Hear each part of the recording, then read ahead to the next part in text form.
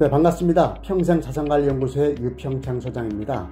한 달간의 경제 이슈와 자산관리에 대해서 알아보는 맛있는 경제 브런치 시간입니다. 지난 한 달의 토픽을 뭘로 뽑았냐면요, 금리 인상하고 물가 상승으로 한번 뽑아봤습니다. 자, 일단 금리와 물가가 있을 때 어느 쪽이 더 우리 경제에 많은 영향을 미치거나 또는 나쁜 그런 결과를 가져올까요? 그것은 일단 한국은행 기준금리와 미국 기준금리를 비교하는 것으로 말씀을 드려보겠습니다. 우리 한국은행 기준금리는 지금 2022년 4월 현재 1.25%입니다.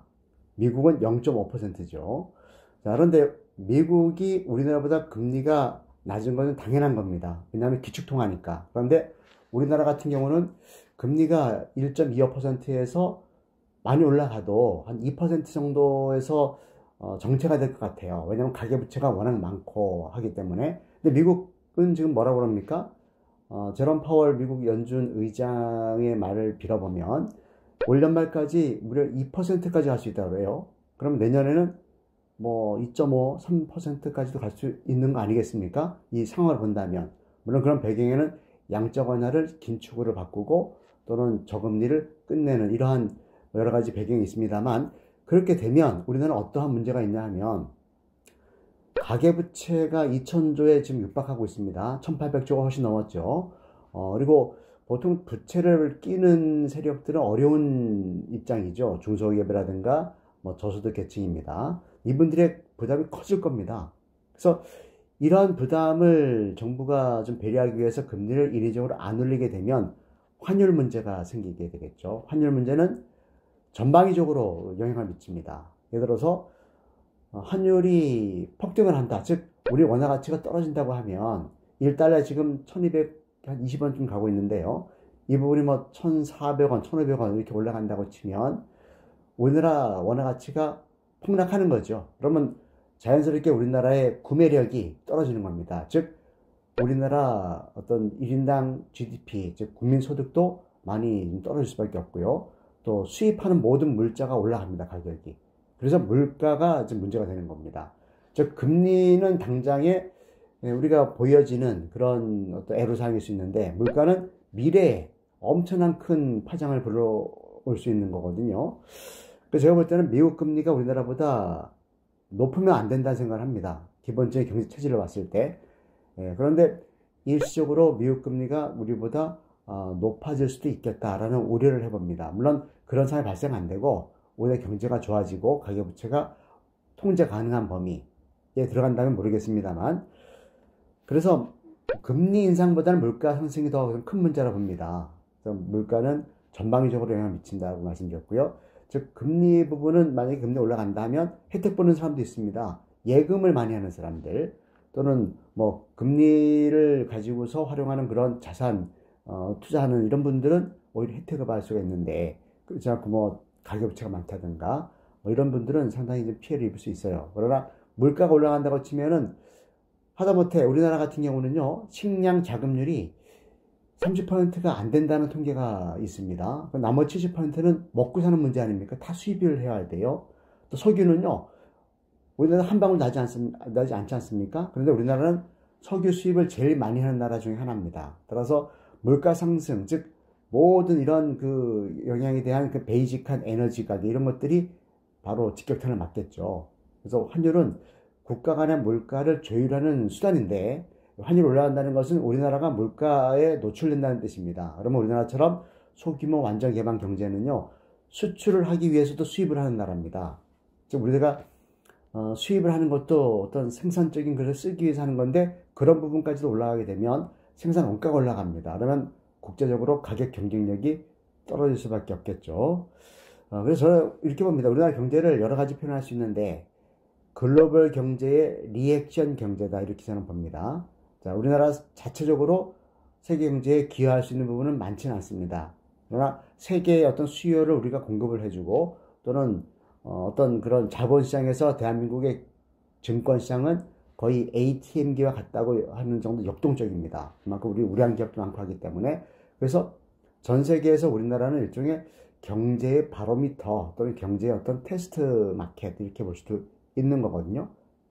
그런 부분에서 우리가 분리할 수 있는 것은 기축통화가 아니라는 거죠. 원화가. 그래서 우리는 달러의 운명에 따라서 결정되어지는 그런 환율을 갖고 있는 그런 비기축통화이기 때문에 어떤 리액션 경제가 저는 좀 불안하고 위험할 수 있다 이렇게 봅니다. 반면에 미국 경제는요. 한마디로 미국의 연준, 미국의 중앙은행은요. 어떤 전 세계가 자동차라고 한다면은 브레이크와 엑셀러레이터의 역할을 한다고 봅니다.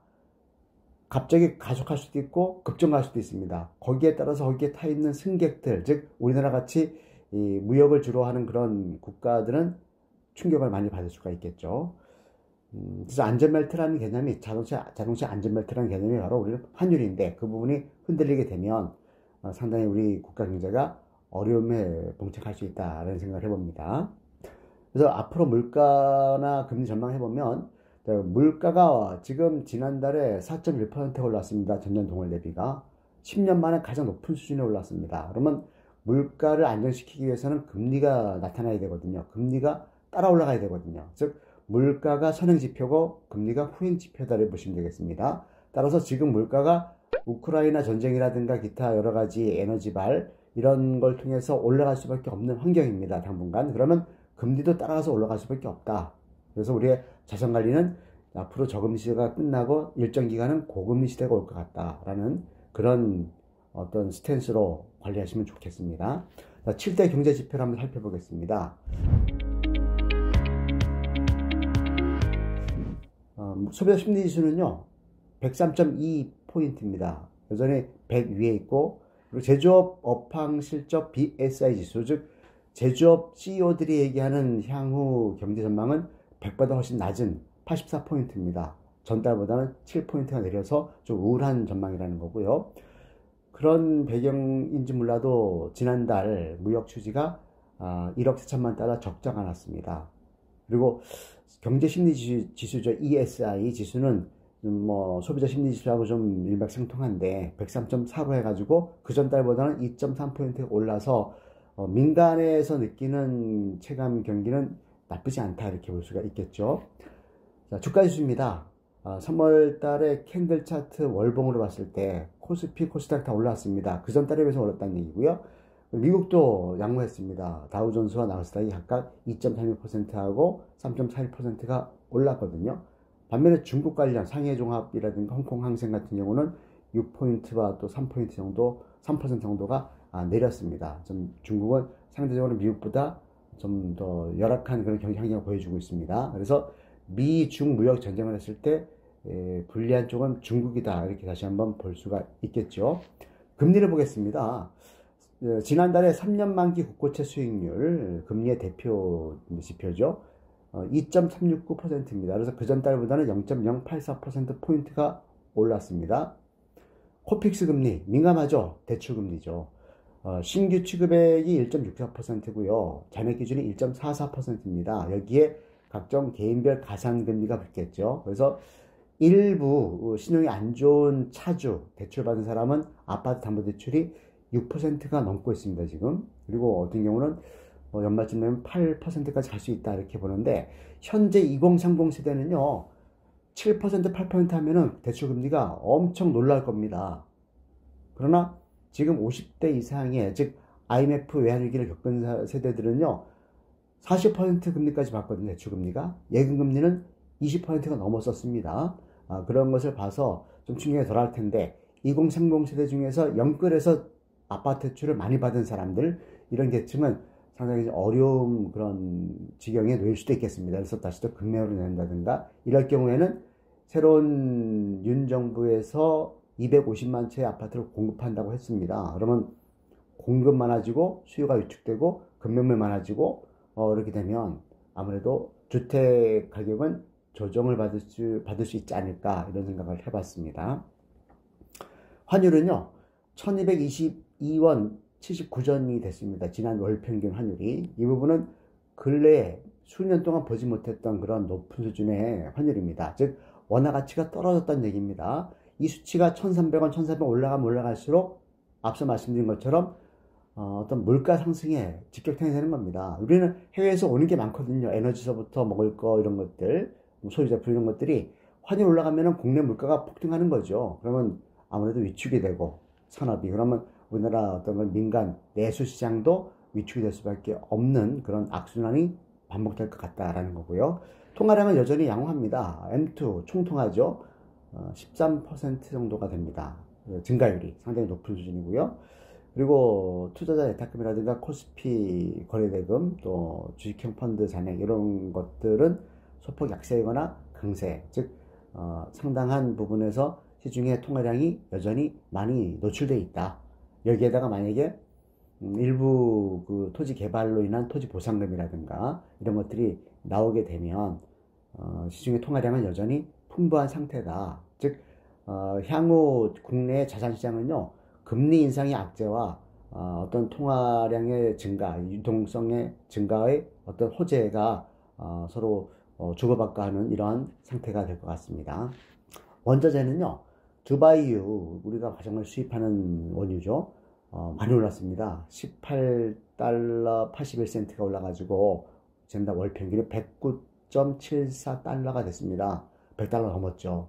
사실 이 부분은 우리가 코로나19 초기에만 하더라도 거의 마이너스 가격도 있었거든요. 퍼가라, 돈 줄 테니까 우리 유정에 있는 그 어떤 창고에 있는 석유를, 원유를 퍼가라 할 정도가 됐었거든요. 근데 그런 부분이 이제 뭐 완전히 격세지감입니다. 국제금시세도 많이 올랐죠. 우크라이나 전쟁을 통해서도 그렇지만 아무래도 많이 풀린 유동성 대비 이 어떤 원자재 또는 실물 자산 가치가 올라가다 보니까 그런 대표 성격이 바로 금이겠죠. 그래서 금은 온스당 28.35g이 1온스입니다. 1950달러가 넘었습니다. 월 평균입니다, 지난달. 그래서 근래 최근 10년을 바라봤을 때 1000달러도 있었거든요. 그런데 이 부분이 지금 거의 2배 가까이 저점 대비 올랐다는 부분을 아시면 좋겠고요. 따라서 앞으로 자산을 재배치할 때는 이렇게 안전자산도 일부 가져갈 필요가 있다라는 생각이 듭니다. 자, 그리고 부동산 중에 주택을 보겠습니다. 주택 매매가격 지수는요, 3개월 연속으로 계속 하향 안정화됐습니다. 그러니까 지난달에 0.1%가 증가해서 거의 증가세가 멈췄다고 볼 수 있고요.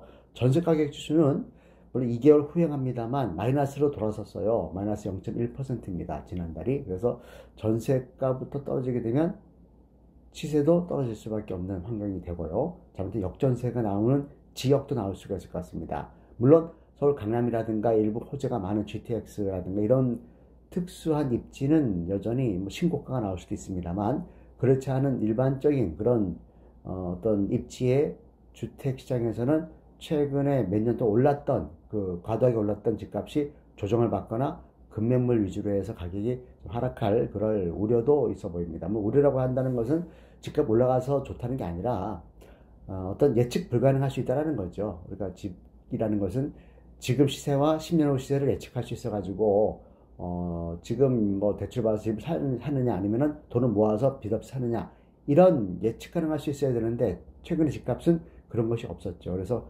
불안감 때문에 영끌하는 그런 분들이 많이 나왔었다, 이렇게 봅니다. 아무튼 최근에 경제 환경이 급변하고 있습니다. 물가가 올라가고 금리가 올라가고 그러면 언젠가는 다시 또 하락하는 시기가 올 수 있거든요. 그럴 때 지금 관리하던 그런 자산의 포트폴리오를 잘 조정하지 않으시면 그때 또 어려움을 겪을 수 있을 거라고 보여집니다. 이번 한 달도 성공적인 그런 자산 관리 하시기 바랍니다. 네, 수고하셨습니다.